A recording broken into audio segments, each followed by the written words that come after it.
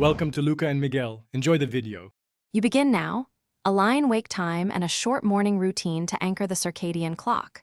Once awake, give bright daytime exposure for 20-30 minutes in regular feeds. This reinforces day versus night.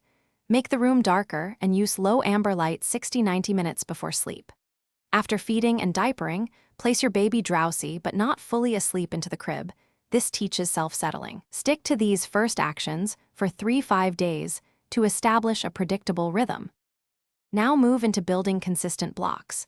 Follow sleep cues and aim to start naps quickly, within 15-30 minutes of yawns or rubbing eyes, so naps aren't shortened.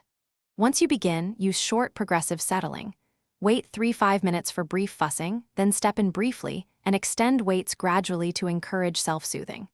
Make wake windows slightly longer, 10 to 15 minutes every 3 to 4 days, until they match age-appropriate targets. This balances sleep pressure with ability to settle independently. Finish by cementing a predictable bedtime routine. 20 to 30 minutes of calming cues in the same order: bath, book, feed, dim lights, so the brain recognizes sleep time. Gradually reduce late-night feed volumes if growth allows, or shift to a single dream feed to avoid reinforcing wakings. If your baby regresses and wakings persist beyond 2 weeks, rule out illness or discomfort, verify temperature, light, and noise, and consult your pediatrician or a sleep specialist.